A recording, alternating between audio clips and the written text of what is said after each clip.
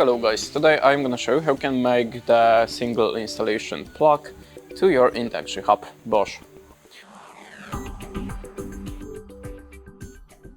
So let's start from checking the plug.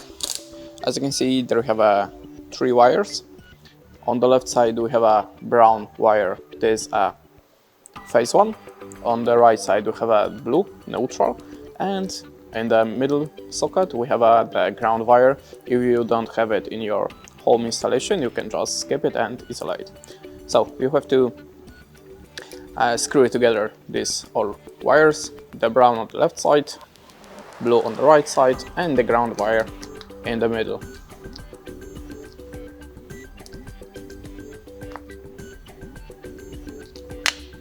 And now we can check how it works.